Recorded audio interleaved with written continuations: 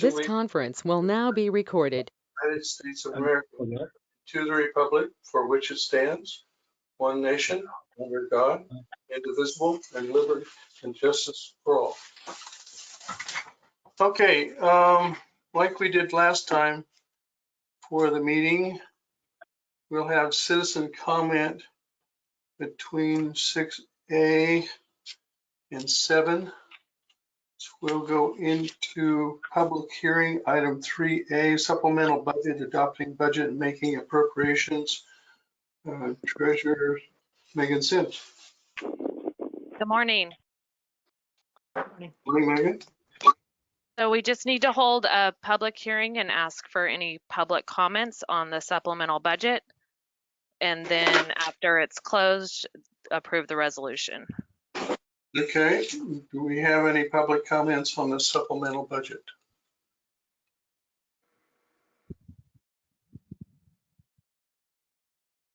I'll read it again. Do we have any public comments on the supplemental budget for Coos County? Hearing none. Need a resolution?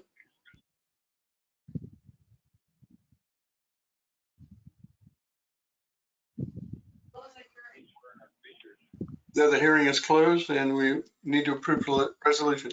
Is that better? Better. I move to approve resolution 21-08-161B. Second. And supplemental budget making appropriations, yes. Any discussion about that?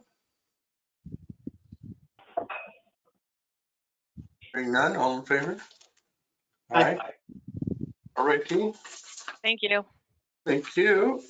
Welcome back from vacation. 3B, request approval amendment to IGA with Oregon Health Authority and authorized chair to sign. Mike Rowley, correct? Hello. This is authorization for a state contract that we've had for several years that provides peer funding and substance abuse order funding through our subcontractor Bay Area First Step. Okay. We have a motion. I move to approve the contract with OHA and authorize the department head, Mike Rowley, to sign. Second. Okay, discussion. Hearing none, all in favor? Aye. Aye. Melissa? Aye. Okay, thank you. 3C, request approval of job description, post and fill emergency preparedness program manager position, Director Mike Rowley. It seems like we missed one, but this one is the approval to post and fill the emergency manager position at Public Health. Skip the first one. Oh. Well, they just approved the first one. You skipped the second one. Oh, I skipped the second one. Okay. I need a motion on this one. I think I'm gonna go clean out my truck real quick and load all the trash, and you can work on this thing. Really? Whoever's So, got to their, clarify, we're on 4C, Bob.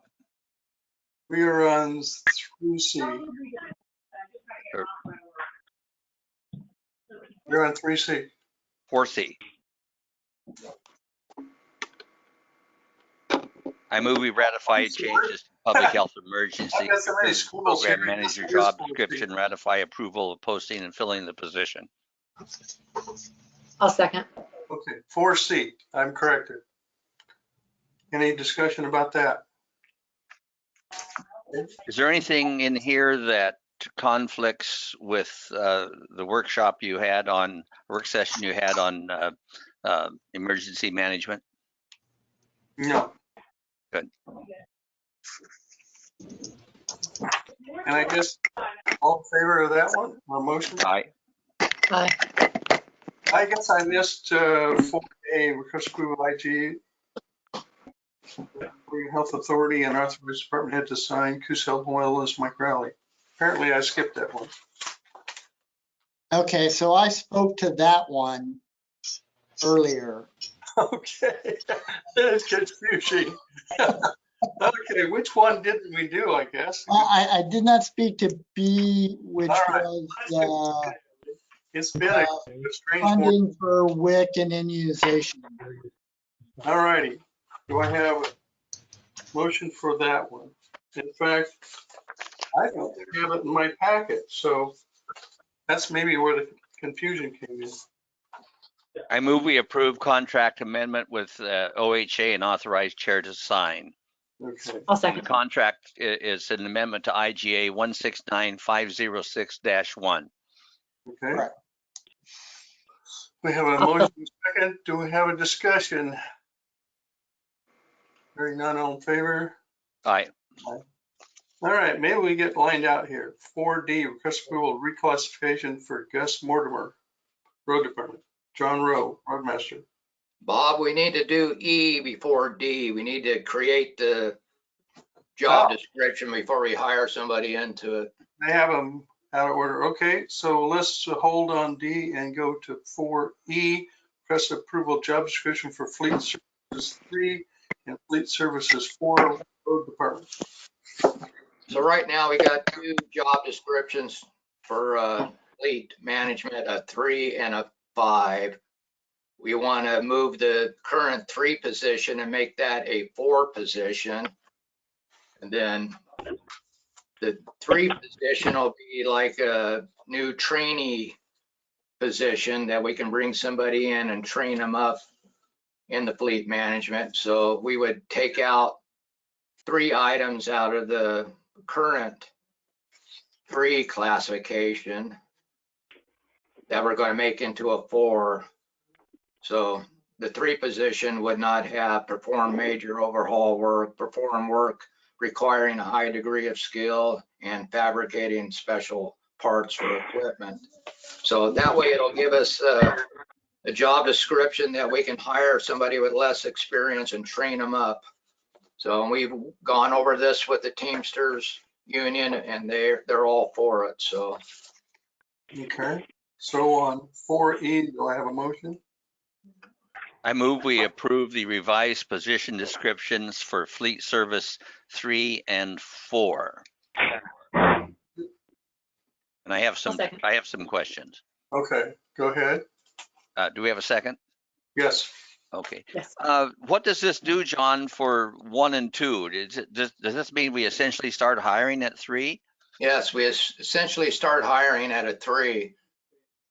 We'll try to hire somebody with experience, but they may not have all the experience we want. So this just gives us some leeway here. We don't want to start a new employee working at the same rate as our experienced employees. So we want to create a kind of a beginning position to work them up. Okay. Do you have any other questions? No, I just wanted to be clear on that. Thank you.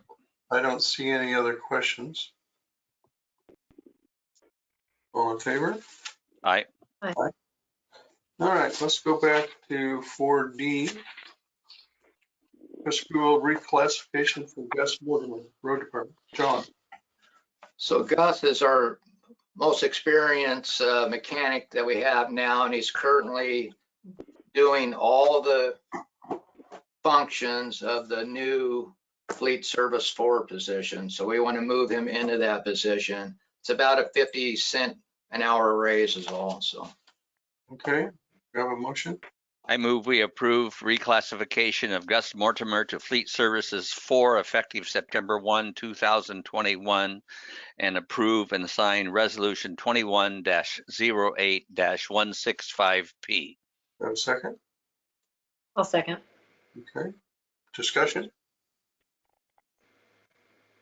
Hearing no discussion, all in favor? Aye. And 19. 4F, request award of timber sales, forestry. Okay, can you hear me? Yes. Okay. Quotes were received and accepted by the Board of Commissioners on 8/18/21 for county timber sales, which did not sell at auction on 6/29/21. Attached are contracts for the award of each sale at the highest quote submitted in each case. Okay, motion please. I move we approve award of sales BH-5-21 and BH-6-21 to Frontier Unlimited LLC and award of BH-7-21 to Scott Timber Company at the prices stated in each contract. Okay, do I have a second? I'll second. Discussion? Lance, does this leave us any of this year's sales unsold at this Nope. point? Nope, that's the last of them. That cleans the slate. Thank Yep. you. Okay. Any other questions? Hearing none, all in favor? Aye. Aye. Melissa, did you vote? Yes, I voted aye. Okay, thank you. 4G, request award of planting contract forestry. Okay, quotes were solicited for planting approximately 208,000 seedlings on the county forest. 2 quotes were received, see attached, with a tie at $400 per thousand.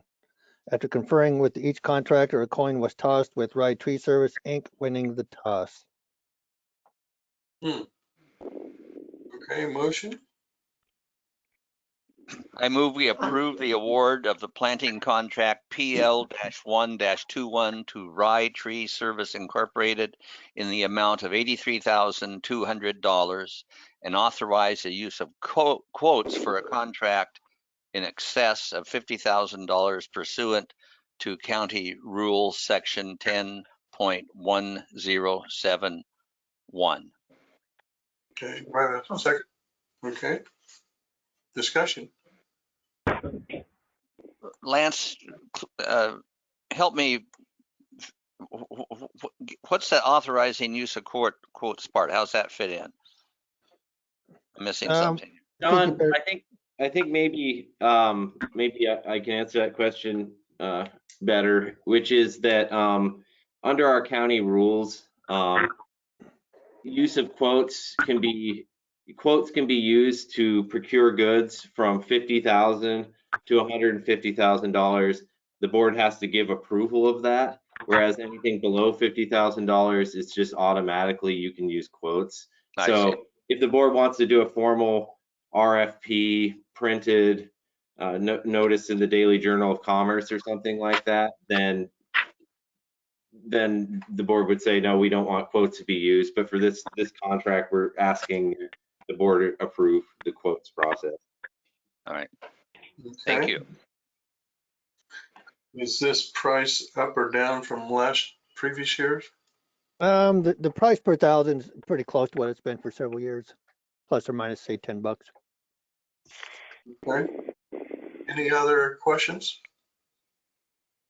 Hearing none, all in favor? Aye. Aye. All right, the 4H approval of job description for detective approved reclass of 3 deputies. Sheriff. Good morning. We're over here in Nathaniel's office, and I made him stand on the far side of the room, so that's why we're masked up. We're requesting the commissioner approve retroactive reclassifications for deputy sheriffs to detectives for Jason Patterson, David Ritz, and Aaron Wittenberg. I won't go into the history. I think most of you are familiar with that. Over the years, we have tried to get by as lightly as we can. Deputy Jason Patterson, for the last several years, has been the lead investigator on multiple homicides, missing casing persons, major assaults cases, as well as cold cases and codes complaints. This reclassification from pay grade 506, step 6 plus 8 plus 9, to pay grade 507, step 5 plus 8 plus 9, will result in a monthly increase of $183 a month. Deputy David Ritz, for the last multiple years, has been the lead investigator for all child and senior abuse cases, which I know you're aware of is very difficult and also requires some significant steps that have to be taken during that investigation. He also assists with all the major cases. This reclassification from pay grade 506 to pay grade 507 will result in an increase of $165 a month. Deputy Aaron Wittenberg is the director currently of the South Coast Interagency Narcotics Team. He participates in and directs all the narcotics investigations that CINT is handling. He also insists with the major crimes, and as you know, we've had a bunch of those. This reclassification from pay grade 506 to 507 will result in a monthly increase of $168 a month.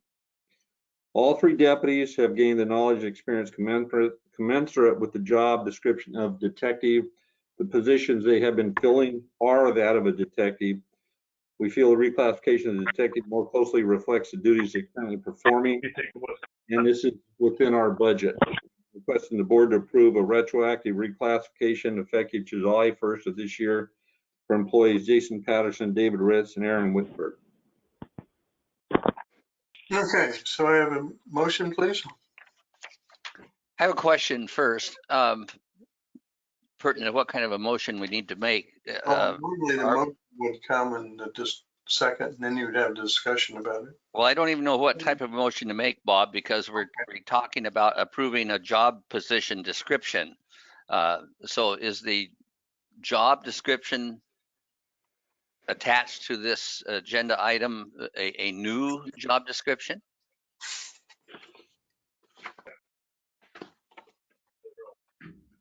There's And an does it need upgrade. if it's new, does it need to be approved? Sheriff? I thought that had gone through, but it may not have. There's an upgraded job description attached. This is an upgraded job description and not a new position. Not a new position, it's just upgraded job description. How many people do we currently have in that classification? None. So this is an old job description for something we weren't using currently. Just help me understand. We were using it, but in the time with the budget shortfalls, they were just filling those positions. And what we're looking at is to be in compliance with both the labor agreement, state labor law, and what they are really doing, they should be reclassified to these positions.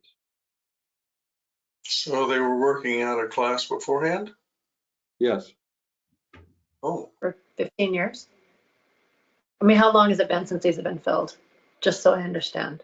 At least 11 years that I know of. Okay. So and then, go ahead. Did we discuss this during budget, doing this reclass? I mean, I realize that the increases are not dramatic. We did not, because at the time when we first started in the budget, we were told to keep our cost to a minimum. And different per month right now. It does move people into another pay grade where next year they will be getting step increases, where many of them, all of them were stepped up prior to this change. Yes. Well, the other part is, to be blunt, I'm also trying to avoid a union. The delay is funny. I can hear myself talking. I can't hear you, Sheriff. I'm also doing this to avoid a potential grievance with the union for them working out a classification. So how long roughly have they been doing this out of class? Some for 4 or 5 years. And they're okay with starting July 1? Yes. And the union's okay with that? Yes. As long as we're fixing it, they have no problem. They understand the prior concerns because of budget shortfalls. Okay. So we need basically 2 motions, one to change or I don't know if we need to approve the job description because we already have it apparently. Am I correct or incorrect? Well, we've had it for some time. We've upgraded a little bit, but there's just some minor changes to it. Would there be any harm in approving it? Just No. to make sure we've got all our T's crossed and I's dotted. Okay, so No, we need 2 motions, one to approve the position description and one to reclass these 3 employees. And that's why I wanted to discuss this prior to having a motion on the floor. Thank you, John. So I move we approve the position description attached to the agenda item. Okay, do I have a second? I hear Melissa walking. I'll second. Oh, Melissa lost the signal. She's going maybe into county council.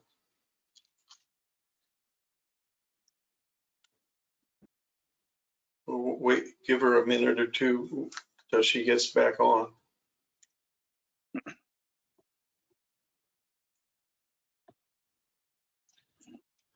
This is not the most perfect system.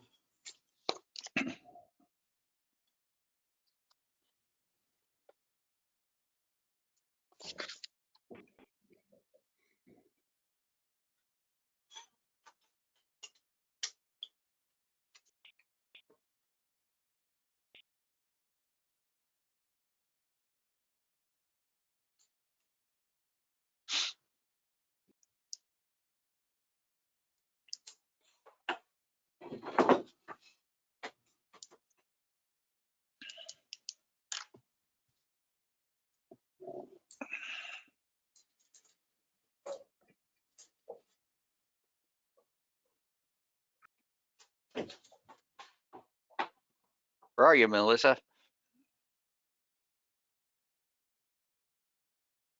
I'm back on. There Go we ahead. are. Good. There she is. There we go. So I seconded while you were gone. Any Good job. discussion about the position description approval? Hearing none, all in favor? Aye. Aye. I'm trying to get on, David.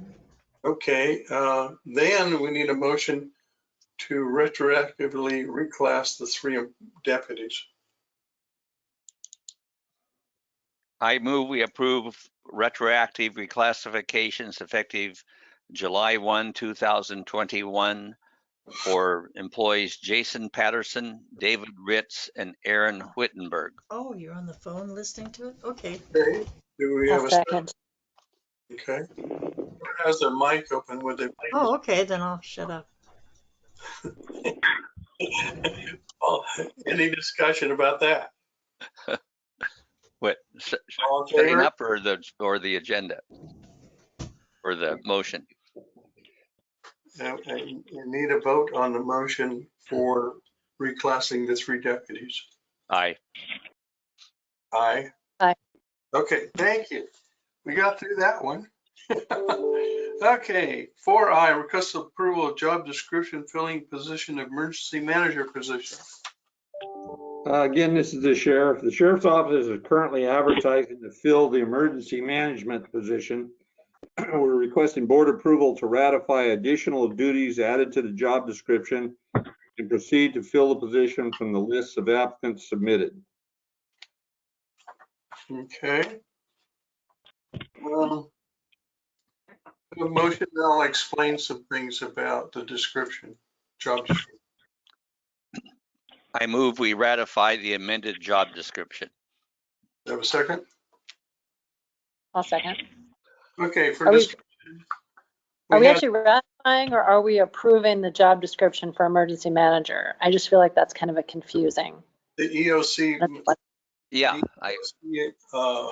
manager job description. But we already have it out there for I don't have how enough. we were filling in a previous meeting. Okay. I know. Anyway, after several meetings with various folks from the health department, the sheriff's office, myself, EOC, we added a few things that seemed to be deficient that we found out about last year. Most of it is that the EOC director will maintain itemized inventory list of all county emergency response supplies, equipment, and foodstuffs, and take this inside for me. during the readiness of the inventory, which may be subject to periodic inspections. This includes current location of inventory and may entail ensuring custodians of that equipment have been routinely checking and operating. Responsible for ensuring equipment is maintained and operational at least every 3 months by the Emergency Management Department or delegate such as generators, radio equipment, vehicles, incident trailers, coordinates readiness of equipment and supplies for the Public Health Emergency Preparedness Program Manager at least biannually. And then then that person would also with the Public Health Program Preparedness Manager present twice yearly to the Board of County Commissioners / Board of Health, which the commissioners are. Bob, do I need to withdraw my motion and change it from ratifying to accepting or approving? I guess that would be a question for council. Council? Sorry. It's all right. I want to know if we should change this. Can you repeat the question? Well, I move that we ratify the amended job description, but it's since come out that this is a kind of a new job description. It hasn't been approved. Well, it's by just my modified knowledge. to the current job description. There's just some additional duties that they have to perform, which they should have been doing all along, but now it's spelled out in the job description as being a have to.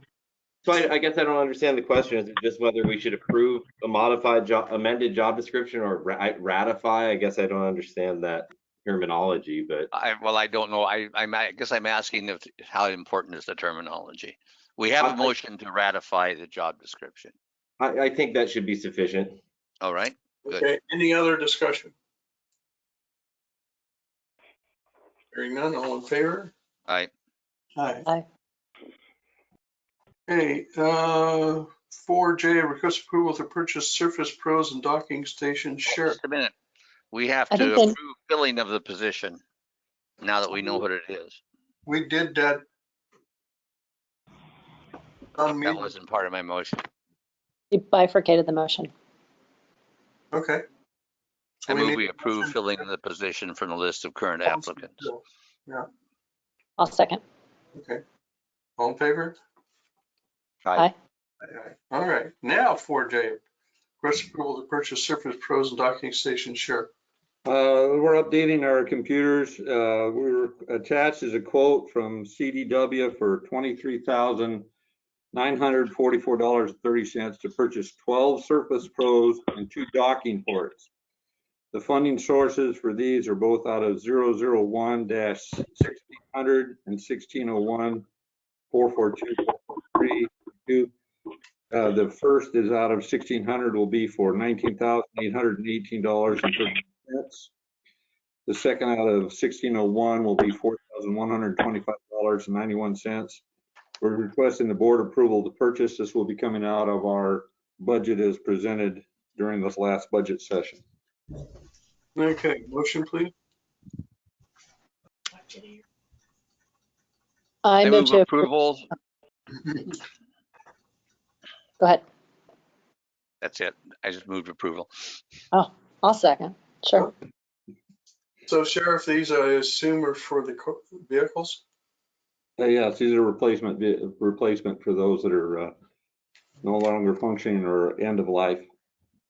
Okay. Yes, I Any should do other this. discussion, please? Hearing none, all in favor? Aye. All right, 4K, request approval of 3133 IG, State of Oregon authorized chair to sign community corrections. Director Mike Krim. Are you there, Michael? I think I'm to handle this. Okay. Yes.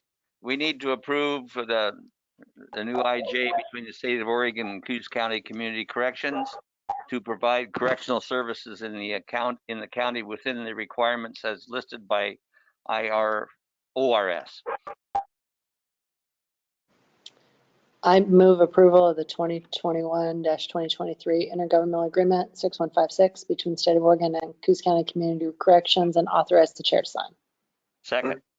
Okay, any discussion? Hearing none, all in favor? Aye. Aye. All righty. 4L, request to set acceptance of DLCD grant and ratify director signature planning. Director Joe Rolfe. Hi.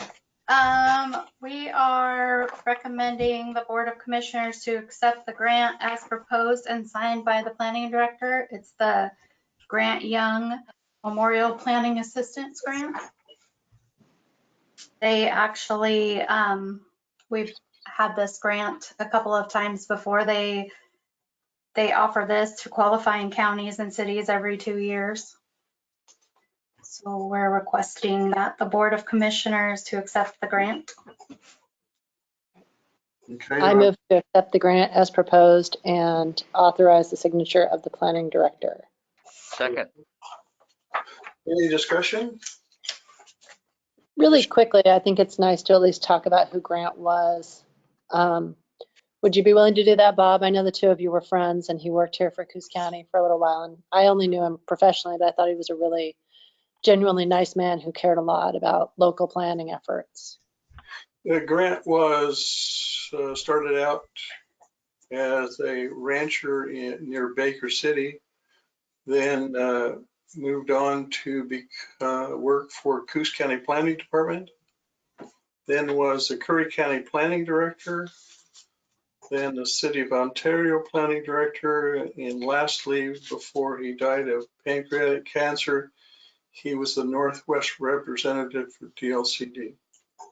He is also a longtime hunting and fishing buddy of mine. I have pictures in my phone of he and I with a nice salmon, etc. that we caught. And on my desk is a rotating picture thing with my son and he fishing on the Coquille River many years ago. So it's a great tribute that they've done for him.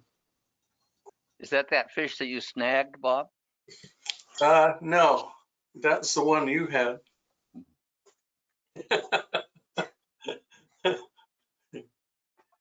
What else can I tell you? Thank you. I'm looking for the picture at the moment. There he is. If you can see, that's Grant. Nice fish. I did tell him one time that the only thing I ever held against him was possibly his choice in friends, but other than that. He had a eclectic choice of friends to be certain. Okay, all in Do we have favor? a motion yet? Yes, we do. Not that I Aye. read. I thought we did. Aye. We do. Okay. All righty. Hi. Thanks, Amy. 4M, request approval of amended contract with Chris McWhorter Planning. This is an amendment to extend the terms of the contract and to change the amount and timeline. The contract is intended to relieve high volumes of applications in the peak seasons, in addition to assistance with the special projects throughout the fiscal year that require additional GIS work. So the Board of our requested action is for the Board of Commissioners to approval of contract for planning services with Chris McWhorter. Okay, a motion?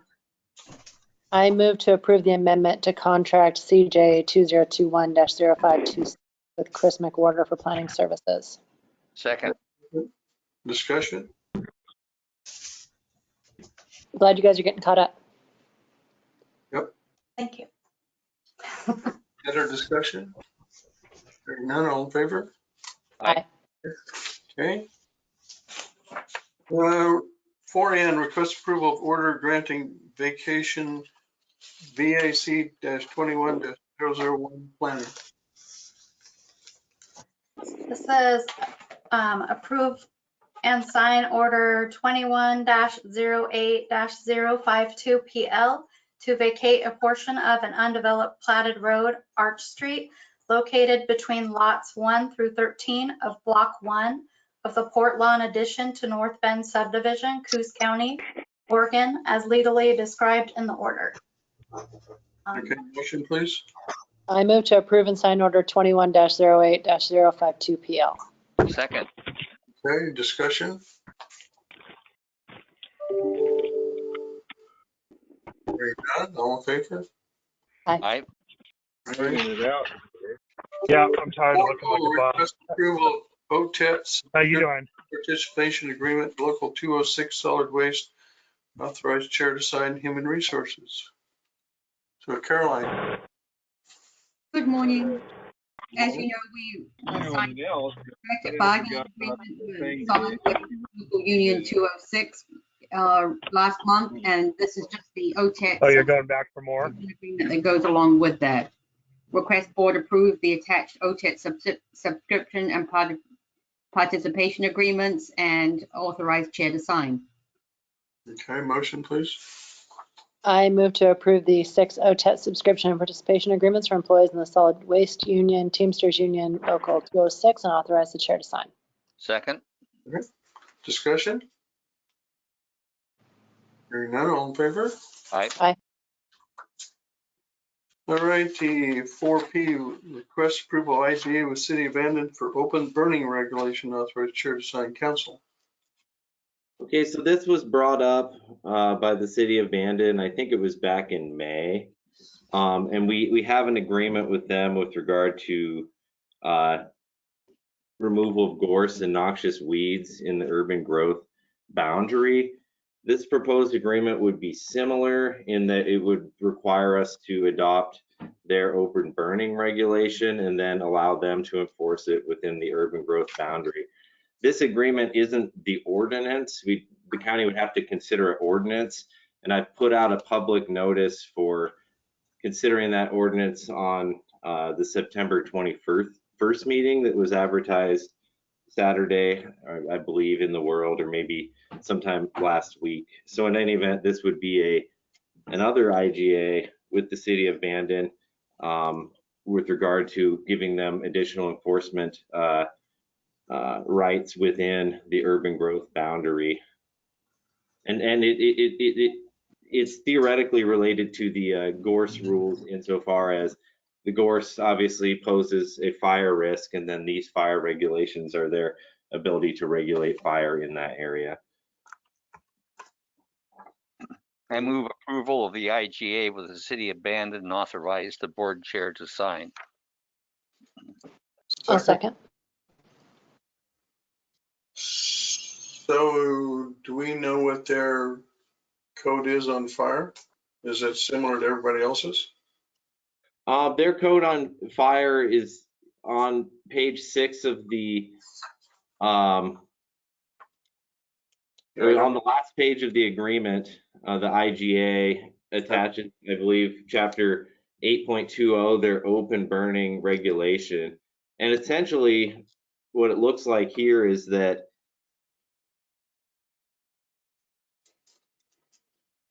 you have to get authorization to do any open burning whatsoever. So it's some fairly strict regulations on open burning. Any time of the year or during fire season? There aren't specific times of the year mentioned in the rules. Now, I don't know if the city treats it differently depending on the time of the year as far as what they're requiring when you call them to ask for open burning. I know that we have city manager Dan Chandler is on the line, and I think that he likely knows a lot more about their open burning regulations and how they're enforced. So if you'd like to weigh in, that might be helpful. Okay, Dan, please. Oh, that'd be great. Thank you very much. So what the city does is we will approve and accept individual permits any time of the year, but generally we simply follow the advice of the Bandon Rural Fire District and CFPA. So we allow or disallow citywide. We would just include this in that same regulatory scheme. So, for example, right now it is allowed in the city. We're waiting till CFPA goes to the extreme fire risk, and then we will disallow. So we generally do it citywide. Okay, so basically you follow CFPA and Bandon Rural Fire. Yes. Okay. Ricky, any other questions? Yeah, I have a question. Okay. Yeah, what is this? Why is Bandon trying to regulate an area that that's not within the city, but was within the urban growth boundary? What is the advantage of that? And then have you asked the people who are not in the city if they want to do it, even though they're in the urban growth boundary? Ricky. So this could also be something that Dan can speak to, and I think John Sweet maybe. My understanding of the proposal and what we've been working on the city with is the fact that, you know, historically there was a large fire that impacted a lot of the abandoned area back in the 30s that was caused by failure to control nuisance vegetation. And so that was what caused the first IGA to go into place. This obviously related to that insofar as it controls the use of fire and gives Bandon. And if you're familiar with the sort of geographic outline of Bandon, is it kind of goes around this area. So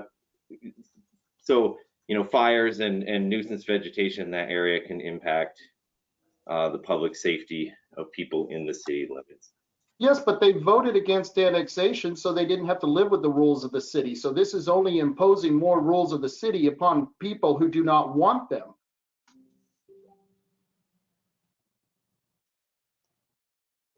This is Dan Chandler. I don't believe there's ever been, they haven't voted one way or the other, but a fire that gets out of control in the gorse in the donut hole and smoke from trash and rubbish burning clearly affect the folks, including yourself, that live in the city of Bandon. So that's the reason. But again, it doesn't seem to be, we're not seeking anything extra or different for the area. Simply, we'll all follow the same common sense rules about burning or not burning. So that's the genesis of the agreement. Thank you. Except that Bandon will get to decide it, not the people who live in that area.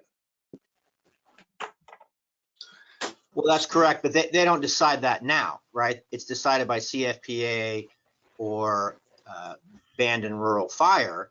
It makes really more sense, I think, to decide it in this local area that's 20 some miles away from the county seat or the largest city in the county. So, well, I think they should have a vote, and I think the people should have a voice. So I would ask the commission to vote against it. And that's my final word. Do we have any other discussion? Can anybody discuss? I have a comment. Sure.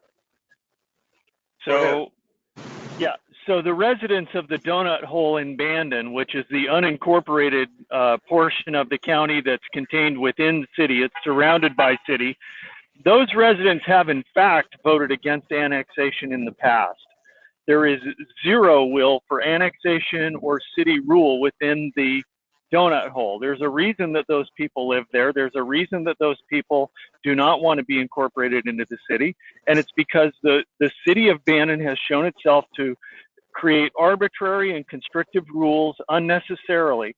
While there is a fire danger with the gorse, this is an area where citizens have to use common sense to rule.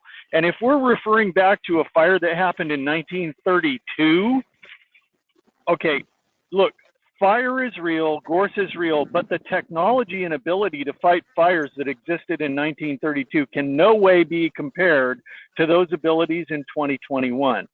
So if we're going to incorporate, or if we're going to lay arbitrary rules on people who are specifically not in an incorporated part of the city, then I think we need to really, really revisit that and put it to a vote of those residents who live in that area.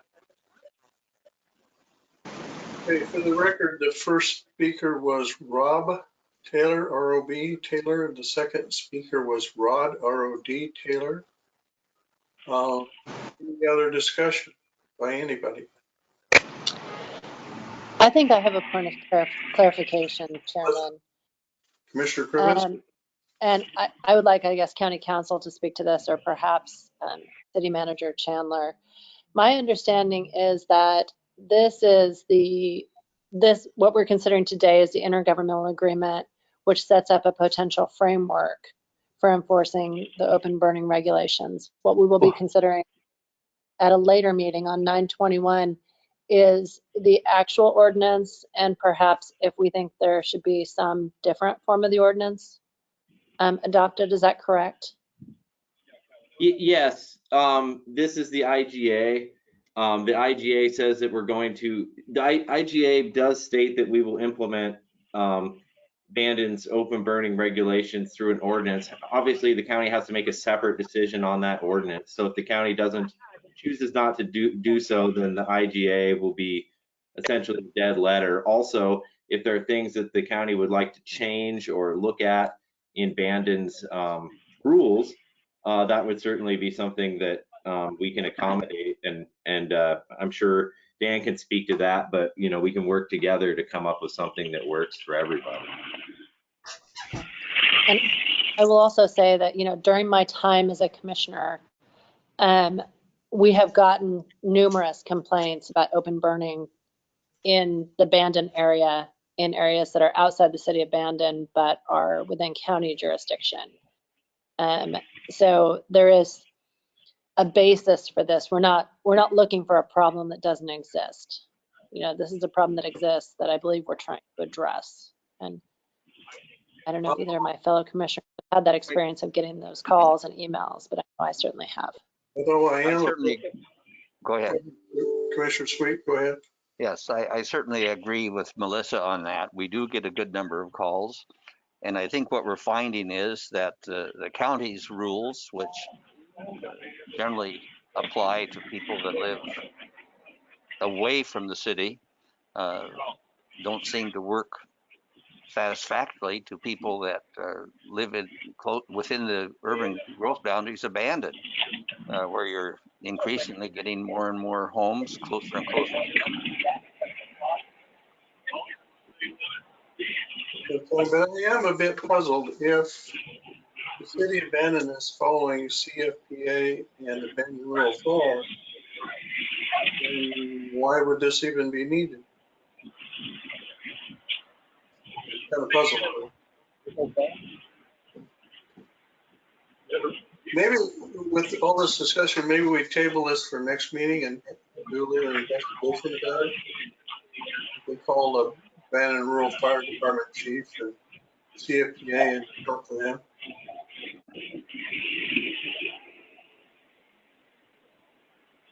I'm fine with that. Okay. Right. We will table 4P. And going on to 4Q, request approval of radio network data services agreement with sheriff. Captain, I believe. I can speak for this one. Okay. County Council, please. I see Gabe in there with John Sweet if he wants to take it though too. So. Can you hear me? Yes, sir. Barely. Thank you. This is part of the radio update project we've had ongoing. The IGA we've entered into or are trying to enter into that includes the cities. We put out an RFP through several companies in the hopes of bringing down some of the costs associated with fiber for the system. The RFP was successful. This is about half cost of some of the quotes we originally got. So this was deemed to be the best of the proposals that were returned to us with DFN, and just requesting approval to enter into this contract with DFN. It'll provide fiber running to some of our sites like Beaver Hill, and then a recurring cost for fiber, which will speak to the operability of the radio system.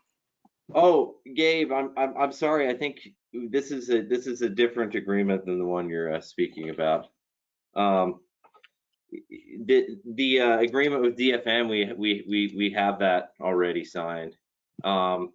This is the data services agreement with North Bend, City of Coos Bay, and CFPA, which would provide for those entities to open an account with DFN under the same prices that DFN offered to the county.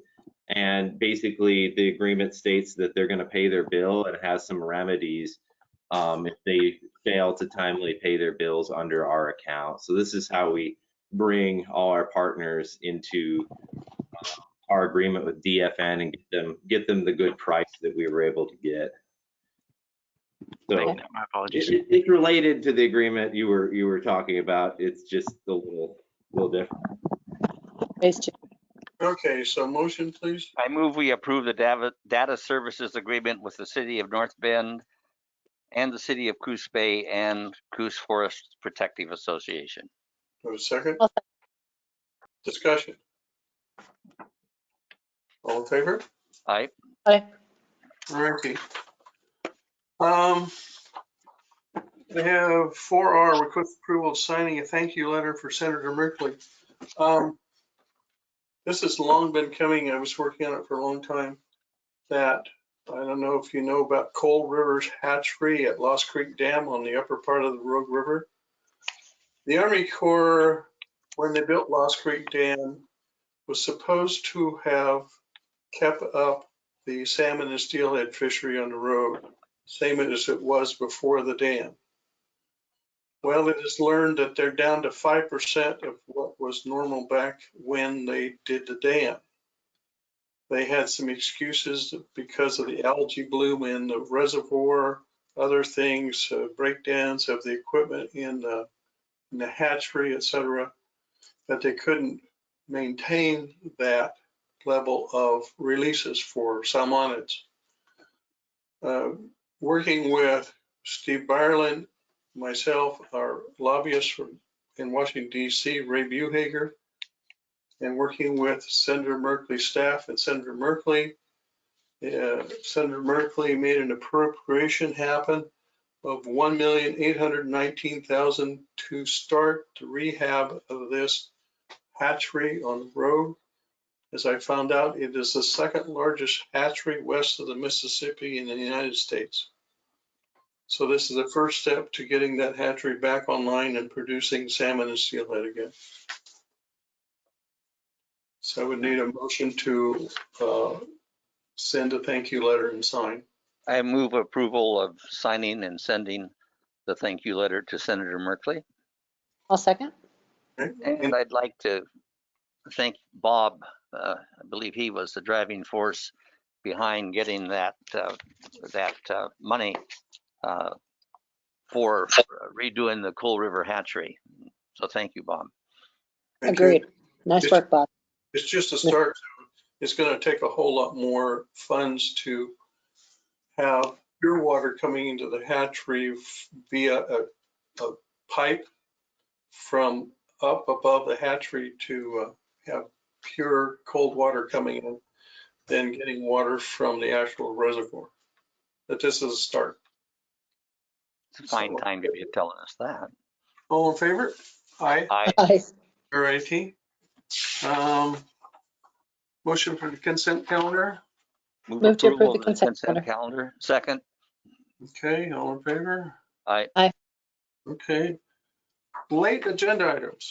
None. Late agenda items. Apparently there are some. I have 2, maybe 3. Okay. What's your first one? My first one is a letter to Senator Wyden regarding the Coos Bay Wagon Road lands. Commissioner Cribbins, I guess we need to accept late agenda items first.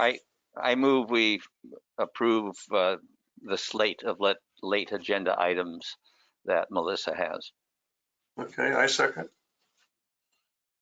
All in favor of that? Aye. Aye. Okay, now.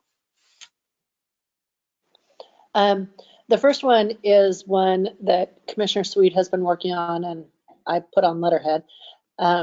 So Commissioner Sweet, I don't know if you'd like to talk about it. It's the one regarding secure rural school funding and the Coos Bay Wagon Road lands.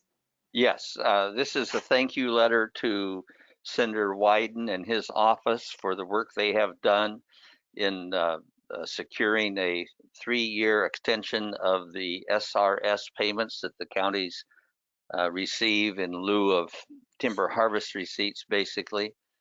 And it also includes some mention of some proposed or additional legislation we may need to protect our interest in the revenues that come from the Coos Bay Wagon Road lands which, unlike most government lands, are payments in lieu of taxes as opposed to revenue, unlike government timber lands, in that we get payments in lieu of taxes from the Wagon Road lands rather than revenue share of harvested timber.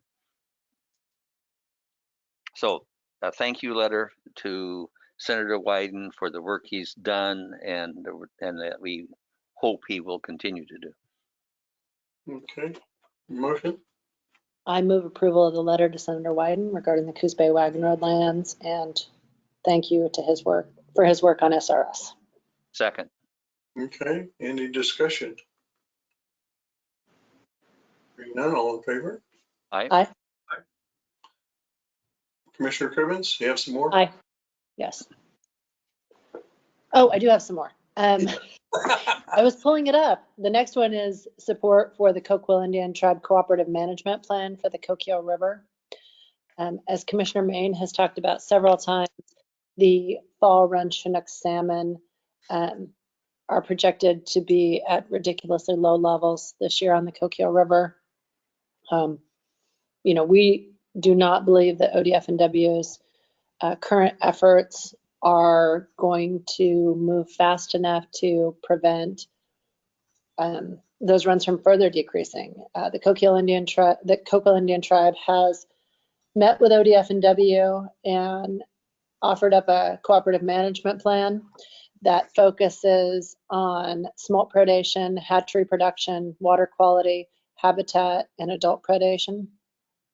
I would like to send this letter to express our support for that cooperative management plan, and because I believe it's our best chance of saving these salmon. I move that we approve and sign and send that letter. I second. Discussion? Hearing none, all in favor? Aye. Aye. And thank you, Melissa, for taking this on. Another thought, Commissioner Cribbins, we have Johnson Mill Pond, and we have a huge water right, we the county. I wonder if the Coquille tribe would be interested in possibly doing something with that in conjunction with Salmon. Just a thought. I think that would be a great conversation for you to have with them, Commissioner Manor. I mean, I would be happy to also, but if you want to reach out to them and ask them, I know you worked on that water right before I was a commissioner. But, yeah, so. That's a huge, huge water right. It's amazing how much water's available. But just thinking about it, there's several streams that come into that pond also that may be utilized for, you know, salmon recovery. Agreed. Whatever we can do. That's a great idea, Bob. It would be good if, Melissa, if you have some contacts, obviously, if you would contact them and talk to them about it. I'm happy to reach out. I will do so. I'll let them know too that we plan on sending a letter. Okay. Anything else for Commissioner Cribbins?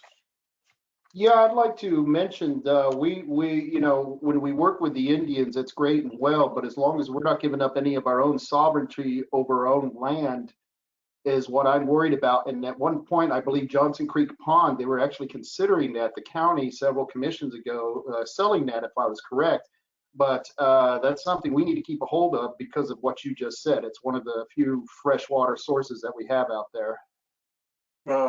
Mr. Taylor, I think your recollection is correct, and that would be my opinion that we would lease it for a period of time to see if it could have salmon recovery. I know the county doesn't have a lot of money to put into it, whereas the tribe apparently has more funds that could be utilized for that. I would agree with you on that point. Okay, Commissioner Cribbins, do you have any other items you want to bring up for late?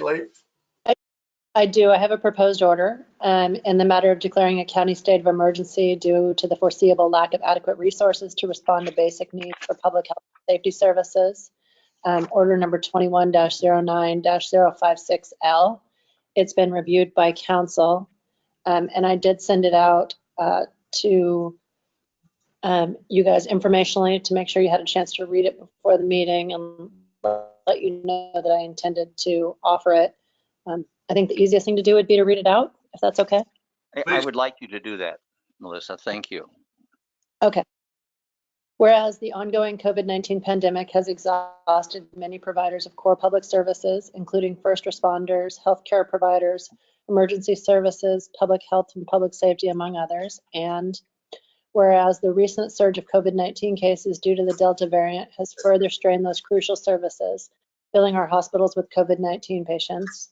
And whereas in an effort to address this new surge, the state of Oregon has attempted to further increase the percentage of Oregonians who are vaccinated by imposing vaccine mandates on certain sectors, including those who work within elements of the healthcare, emergency services, and public safety systems.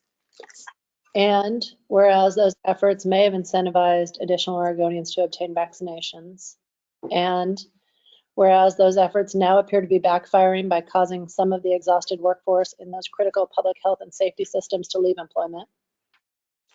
And whereas concerns are now arising that there will be insufficient remaining resources to provide basic public health and safety services, such as the operation of jails, pre-hospital emergency services, for example, traffic crashes, hunting accidents, and more.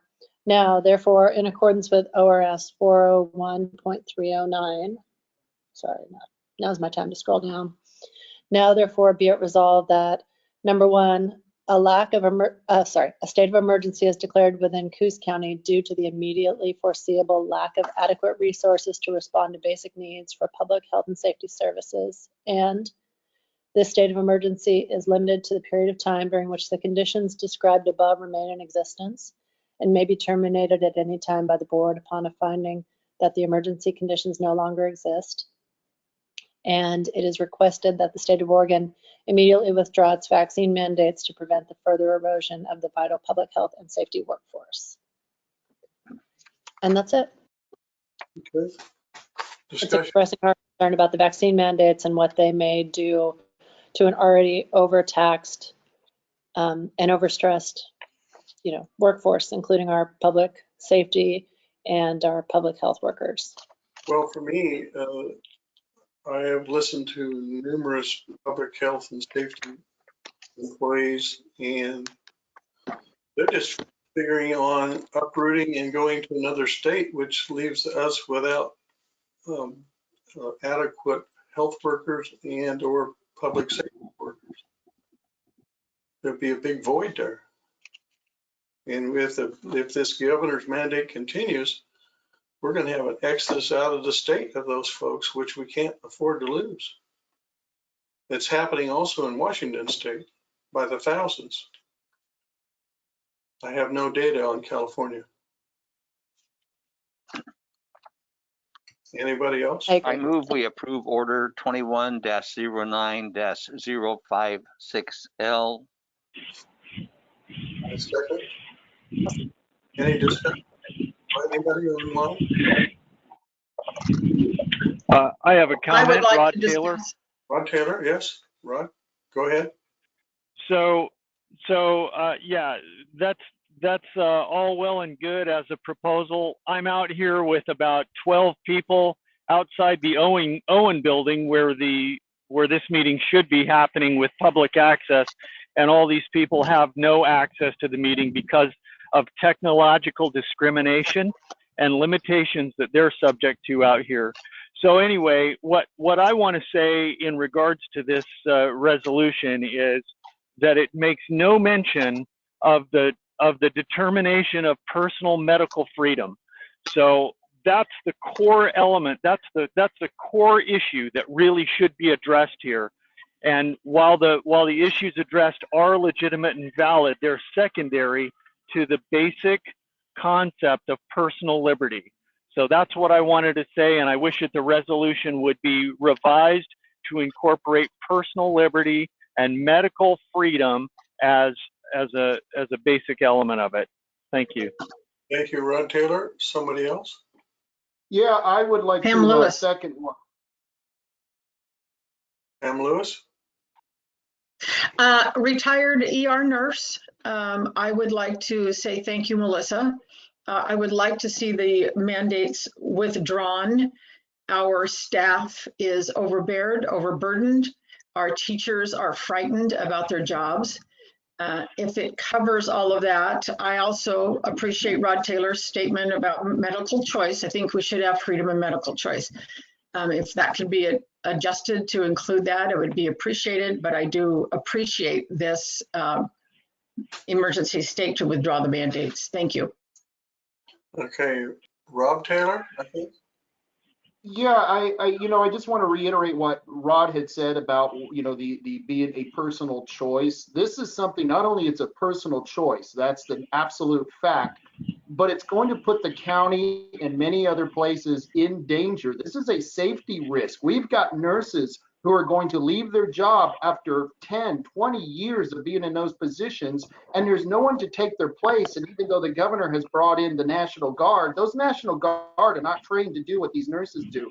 And we're going to end up in Oregon losing a huge amount of nurses and other first responders. So yes, I think so I agree with, and I'm glad that Pam Lewis is on here. She's a perfect person to speak to it. And what she just said is right on. We need to end this mandate, and that's all I have to say. Anybody else? Scott Brewster. Hey guys, I think we need to talk to those nurses and we need to listen to them and we need to hear what they say. We had a nurse speak to us recently and said that within the last 2 months, they've had more code stroke calls in the last 2 months than they have in the last 10 years of working at Bay Area Hospital. We've had somebody that just recently was trying to get a job at a local clinic and they were told to take the vaccine. The lady was very hesitant. She was 19 years old. She went in and took the vaccine and her parents found her dead in her room 5 days later. So we really need to understand what's going on. The longer that we can resist this and we can be a free community, the better. These nurses that are coming out, what's happening is since they put this mandate on people, I think it's kind of backfiring because now these nurses are thinking, well, I'm quitting. I'm not concerned about my retirement or my job anymore. I just might as well tell what's been going on the last 2 years and tell the truth. And so I think that's what we're seeing. And I'm thinking we're going to see some relaxing of rules because they don't want these nurses and doctors come out. We have 3 MDs, 1 in Bandon and 2 in Coos Bay that are about to blow the whistle on this entire situation. And I think we should listen to the nurses and doctors. Thank you. Okay, Matt, I got something as well. Go ahead. Thanks, Bob. I just wanted to mention that this is really indicative of a much larger problem. Those of us on our side, I hate to use the our side, their side thing, but we've been fighting these mandates in multiple forms ever since this pandemic began. And I, for one, am very, very glad to have the nurses, the doctors, the law enforcement officers joining our side now. But the problem is we get a motion like this from Melissa, which I appreciate, but the fact that it took this for people to finally wake up, it shouldn't take nurses and cops and doctors being willing to walk off the job to show that there was an issue here. More and more people are joining this fight every day, so I'll take any support I can possibly get. But it's a little sad to me that it took this for people to finally stand up. Okay, anybody else want to comment? Cody Hoffman. Okay, go ahead. I just want to thank Melissa for coming forward with this proposal. It's the governor, she runs on the same ticket that she does, and I know it's hard to stand up to people who have more clout than you, and I just think it's very brave and very wise. We can't afford to lose 35% of our healthcare workers in one day, our police, our firemen, and I just think Melissa has done the right thing here. Thank you. Okay. Anyone else? Pam Lewis. Okay, Pam again. Go ahead. Sorry, my froggy. I have a question. Do we need to put together a committee? I'm not a committee fan. Doctors, nurses that can speak intelligently to this so that we can gather information in our county of the nurses and EMS workers, et cetera, regarding this. Just a question.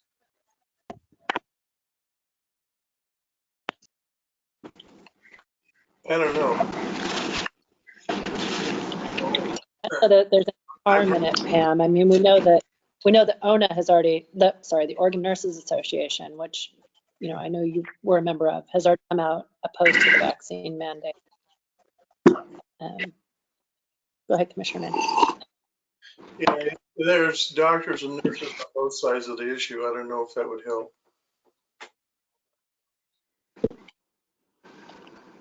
Any other items of discussion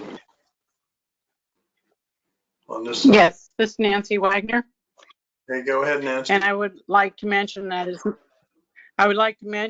not just the doctors and nurses that we're losing, but it's also the support staff, like the cooks and the people that clean the rooms, like in the assisted living centers. It's spreading to more than just the medical profession.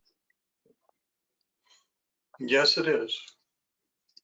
Yeah, one more thing, if I could, Bob and Melissa. Go ahead, Scott.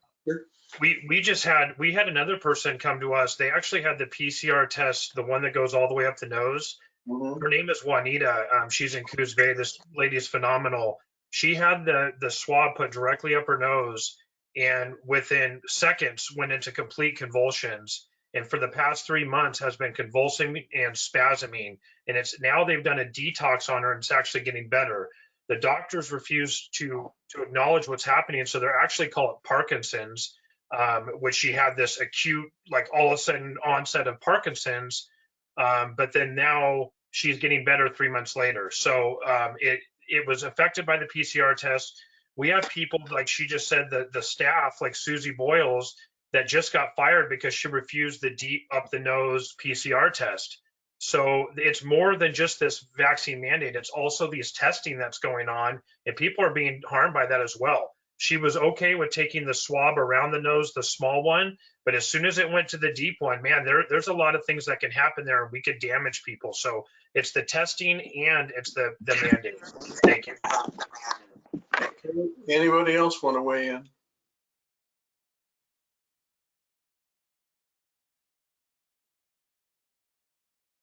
Any other discussion? Okay, we'll take a vote. All in favor? Come here. What? There is someone else that wants to speak. Can you hold a moment, please? Sure. I've turned on the mic, David. This is Sean Jennings. I am totally for the two commissioners have voted to keep us all safe. If you guys do remember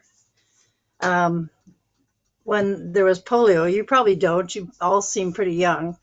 I remember it, and we were proud to take the shot that would keep us from dying. Kids were dying around us. You guys need to take this serious. This is not political. This is medical. This is about safety. I've about had it with you folks. And believe me, there's lots of other people out here that feel the same way about you. So I think you needed to hear that there's someone else out here as passionate and as pro-vaccination, pro-staying distant, pro-mask as you are against it. And why are you against it? You seem evil to me. You seem really trying to kill people, and that really scares me. The fact that our law enforcement and medical people don't want to pay attention to the science makes me very angry. And we're all out here, and we're watching you. Bye. Anybody else? One more person. I'd like a comment on that, Rod Taylor.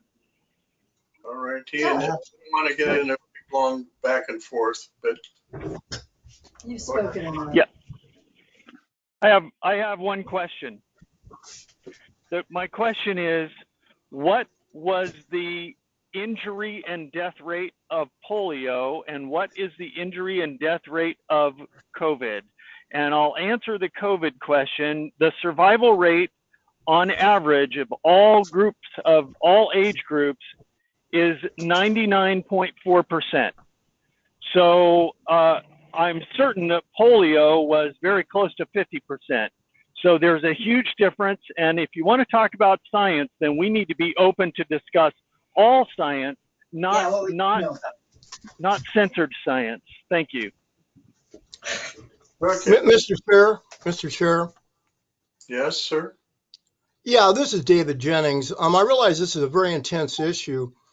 I think the one thing I would like to say is that if we had the attitude towards the COVID vaccines that we had if we had that attitude towards smallpox, towards polio and other infectious diseases, we would be a disease-ridden nation.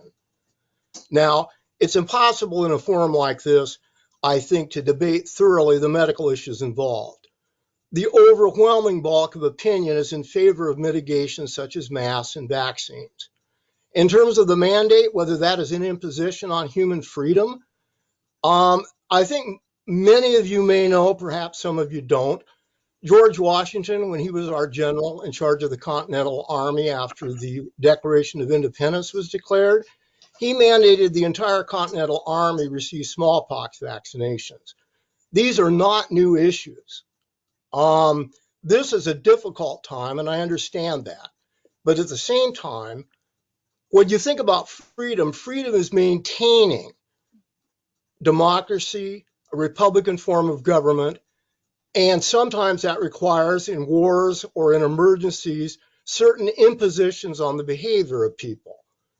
Clearly, the country has a right to draft people in the event of war. It's been well over 100 years, but the Supreme Court even supported a vaccine mandate for citizens in the case of Jacobson versus Massachusetts.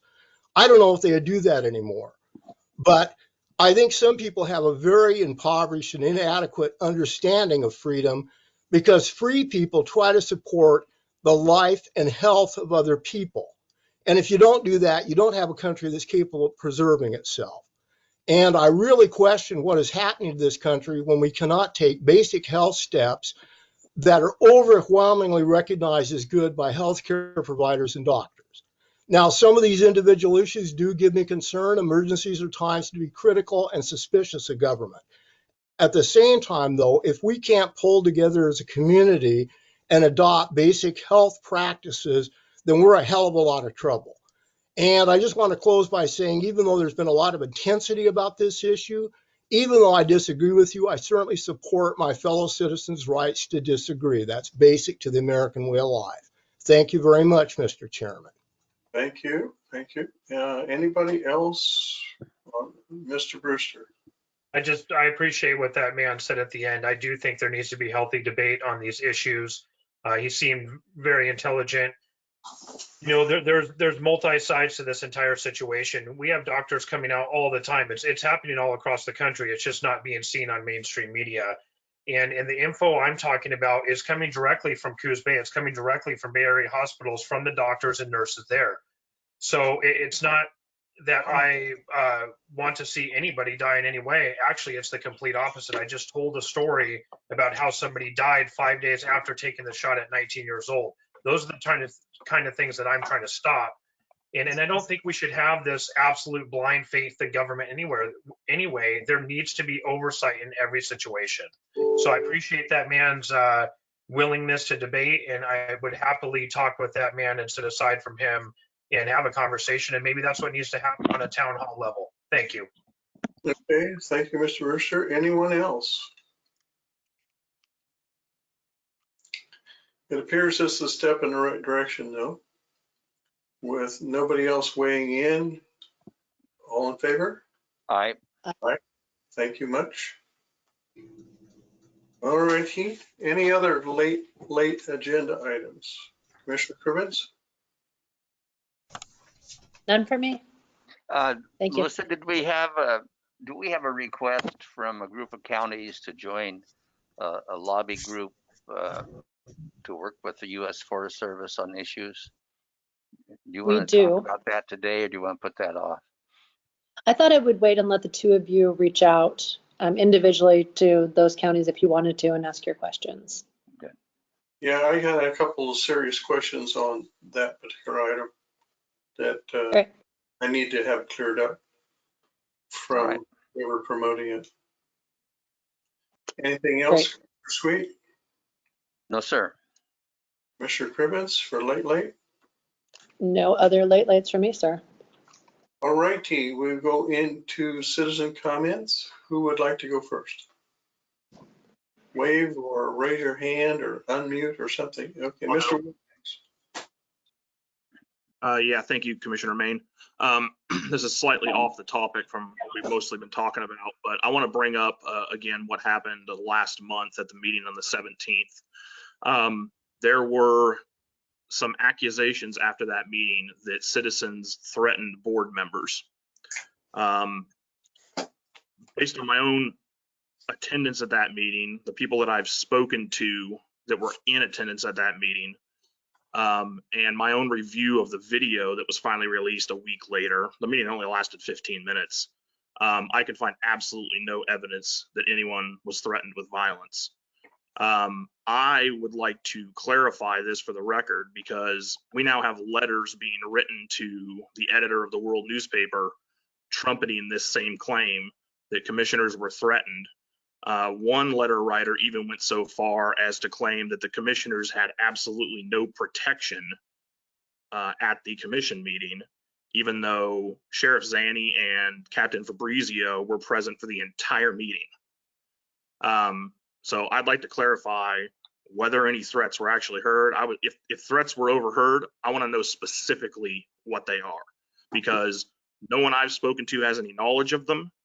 And there's no evidence that I can find on the video record of the meeting. This is bad information that's being spread around the county to basically disparage one particular group of people. So I would like, if it's possible, for people to answer whether they heard any threats in the last meeting. I would like to know that for the record. Okay, thank you for your comments. Somebody else? Jody Hoffman. Okay, go ahead, Jody Hoffman. So I know many of these people that are advocating for medical freedom, and they're on both sides of the political aisle. And I believe that if there was a threat to any of your safety, any of the other members there of Citizens Restoring Liberty would step up to protect you. Thank you. Okay, I think Rob Taylor has his mic unmuted. Yeah, I wanted to take on what Matt said about being threatened. That there are now letters being written saying that we threatened the commissioner. That's all true. And not only that, we are being maligned. And once again, I don't like to say us and them, but there are those of us in this community who are called fascists, who are called white supremacists, who are called Nazis. There was just a lady on the line who just called us evil. And I don't know how fighting for your freedom, your medical freedom, is evil. That's a contradiction in terms. But we have Wyden and Merkley. And Merkley, I just responded to him when he said that we have domestic terrorists, right-wing patriot domestic terrorists, when the fact is the only domestic terrorists in Merkley's and Wyden's district are Antifa, BLM, and the Democratic Party. Those people are the terrorists, and we got to stop maligning the wrong people who are actually fighting for the constitutional rights of the people of this country. And by the way, for the record, Benjamin Franklin was a big proponent of having vaccines, but yet he forgot to get his own son vaccinated, who died. But nowhere in any time did Franklin think that the citizenry should ever be forced to be vaccinated. This is something that has been coming up over the last over the last 100 years, and you can go back to Tuskegee, and all these experiments been done on people, and they've harmed people. So there is a absolute just reason to have suspicion in our government, because the government has done evil, real evil things to people. And just because people are questioning that and fighting for their freedom doesn't make those people evil. Those people are the good people. Those are the patriots, people who question their government, not people who follow it blindly. If you want to follow your country blindly, go to China, go to Russia, go to Venezuela. They'll accept your loyalty. And I want to thank you, Commissioner Cribbins, for writing that letter. And like I said, I don't think anyone threatened you. And if anyone ever would have threatened you at that last meeting that we were at on this, forget the date, we definitely would have stepped up to protect you. And so I want you to know, me and Matt, like he said, if we're ever anywhere around you, we would never allow anyone to harm you. We may, it may get loud, it may get rowdy, we may call names, but we would never allow anyone to harm you. And I want to thank you for your time. Okay, anybody else?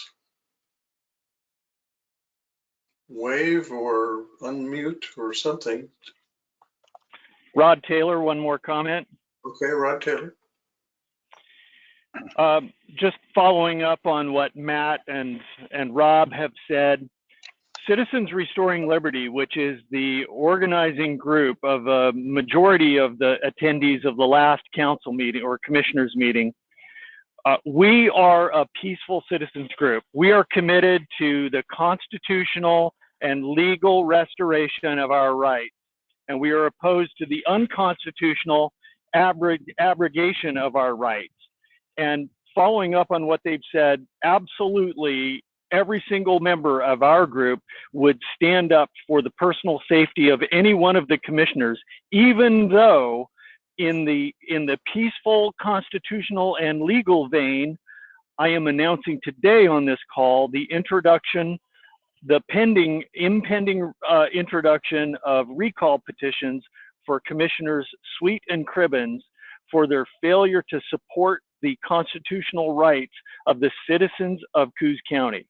So with that being said, we are going to continue to gather out here every time you folks have a virtual meeting.